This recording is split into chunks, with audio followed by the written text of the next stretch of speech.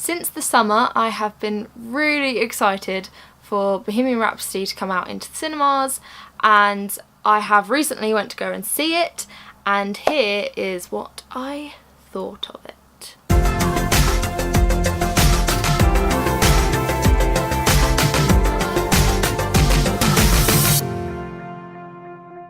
So to start off, I just want to say that as soon as I came out of the cinema after watching this film, I was pretty much speechless. That's a good sign that I liked the film. I thought it was amazing. I thought everything about it was just great. After seeing it, it is definitely in my top 5s. I loved it. Obviously this film is about Queen and it's about music, because Queen was a band in the music industry. My music taste varies a lot. I would say I have a load of different songs that I listen to, that I like, and they're all in different genres. If you went onto my iTunes and you put my iTunes on shuffle, I guarantee that there will be a whole lot of different songs that come up. Like, I could listen to High School Musical songs, and then the next one could potentially be an Adele song, and then the next a 5 Seconds of Summer song, and then the next Demi, and then it could move on to the Sound of Music soundtrack,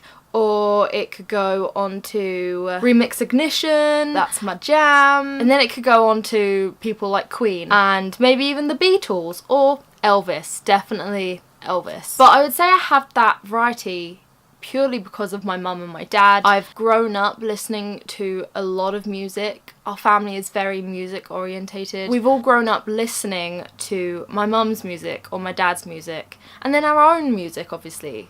I'm not sure anyone else in my family listens to the High School Musical soundtracks, or Sound of Music soundtracks, or the Mary Poppins soundtrack, to be honest. But I definitely got my love of Queen from my dad. I can honestly say that Bohemian Rhapsody is my jam. There are only a couple of songs that, if they're played while I'm around, I can guarantee that I will get this surge of energy and I will start dancing around the room and basically acting like an idiot, a maniac, a weirdo. And Bohemian Rhapsody is one of them. I love that song. I know all of the words and it's my jam. But I never really knew anything about the band itself, like how they got together, their history, I guess. I was born after Freddie Mercury died, so I only really knew about Queen's music. I didn't know about Queen as a band. I didn't know them. I didn't know their history. So this film was interesting for me because it was all pretty much new information for me, even though the facts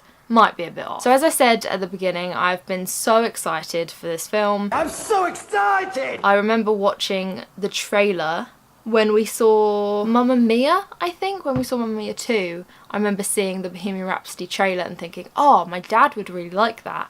And then as we kept going to cinema and kept seeing this trailer, I was like, I would really like that too. I think this is going to be a great film.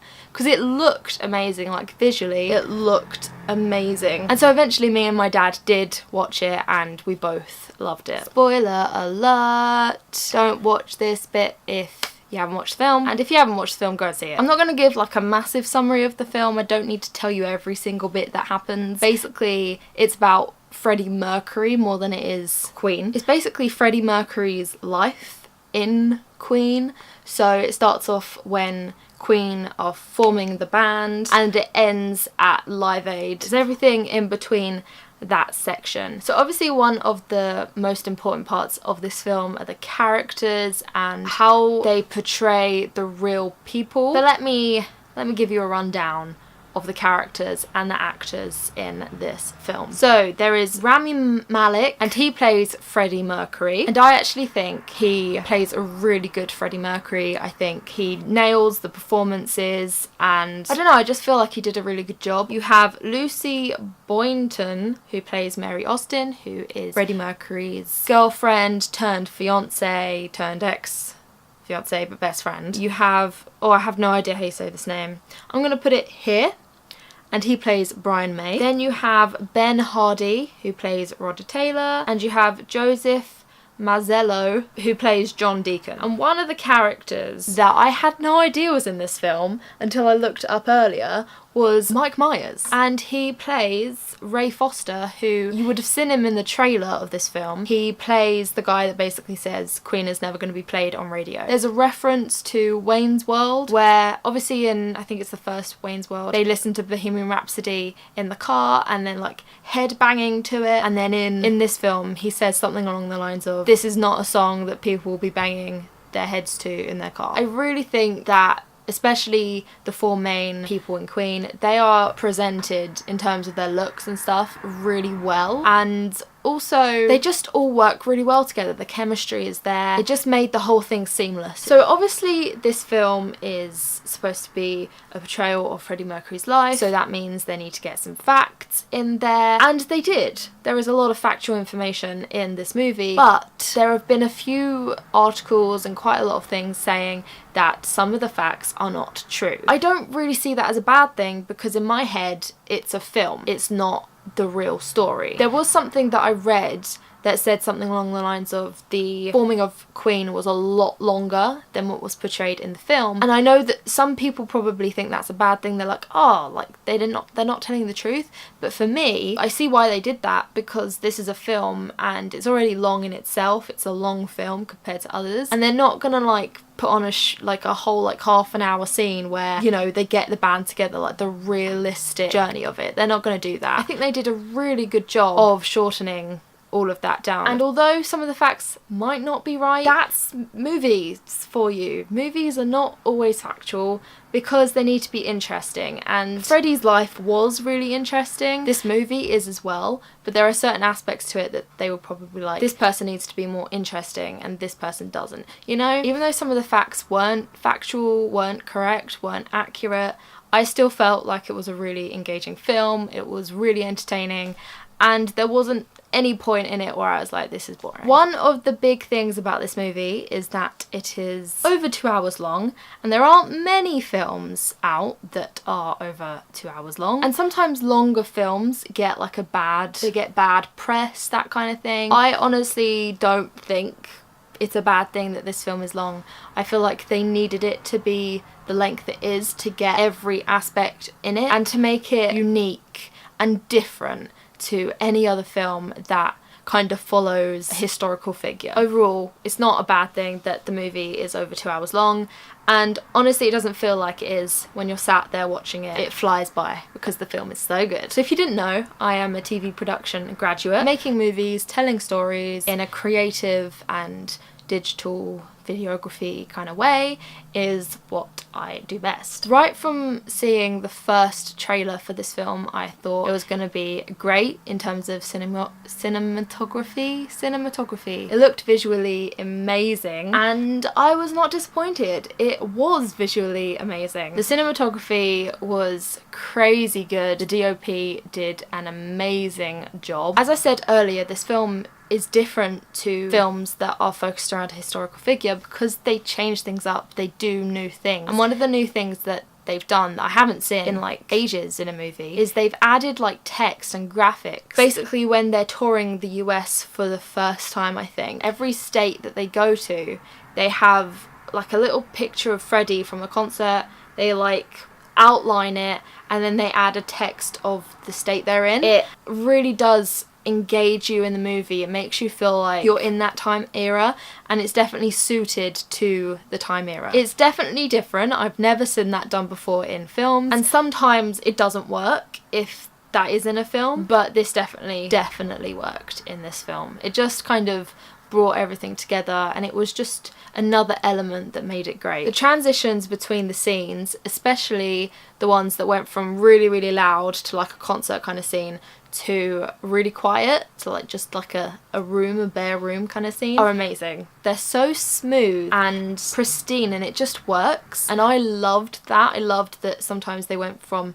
really loud music to complete silence, and they didn't use a lot of background music. They used it when they needed to, like for a montage sequence or something, but they didn't go overboard, and I loved that. So I do have my favourite scenes and favourite kind of like features, I guess, but one of them is the fact that Freddie had so many cats, and I loved it because it kind of made it humorous. Like, they worked the cats into it and made it funny. Like, there's a bit where Freddy's looking into the mirror and the cat's kind of looking back at him and he's like, what? And they're like, I just love cats, and anything with the cats made me happy. Also, there are 2 recording scenes where they're recording Bohemian Rhapsody and We Will Rock You. They are great scenes. Like, the montages of them are amazing and they're just so entertaining, so engaging and so interesting. I just really loved those scenes. I could watch those over and over again. One of the scenes that was technically great was the press scene when Freddy is high, I think, and basically all the press are asking him questions about his life, his love life, everything like that, when really they should be asking about that new album. And the way that they've presented Freddy as high is great. Like, they've distorted the angle, it's more like a fish eye, and like the colours different, and it's just great. Like, that's some amazing editing there. It's also kind of humorous when people like Brian May are sat there and he's like, can you ask questions about the album please, and that kind of adds a little bit of humour. And then obviously the last scene was my favourite of them all. The last scene is basically when they're doing their Live Aid performance, and instead of just showing like clips of it and just doing a little bit of it, it's basically the whole concert. They don't sing a lot of songs because it's only like their little set because there's so many other bands on it, but you do get your own little mini Queen concert, and it is great. It's so engaging and it really does feel like you're part of the audience. Like, the camera angles they picked were the best. They worked so well. They also did like long shots where you saw the whole crowd, and it really does make you feel blown away in a sense, like speechless, because it makes you feel like you're in that environment. And you can just kind of tell like how it would feel to be there and watch them live. Oh mate, it was just amazing. Like, I could talk about it for ages. It was great. So we've come to the end where I talk about my overall thoughts on this movie. And honestly, I just loved it. Like, I think you guys know that already. I've said it enough. I loved this movie. I want to see it again. I would happily go and see it again. If any of my friends want to go and see it again, let me know and I'll come with you. I'm definitely getting on DVD, and I really hope you guys watch it too, or at least if you've seen it, that you love it too. And if you do, let me know. So thank you for watching this video. If you have seen it and you have your opinions, let me know in the comments below. And if you haven't seen it, go and see it. It's suddenly gone very orange. It's a good thing this video is nearly finished. If you like this video, make sure you give it a thumbs up, and also press the bell button so you get a notification when I post a video. To see more videos, press the subscribe button. And yeah, thanks for watching. I'll see you guys next week. Bye!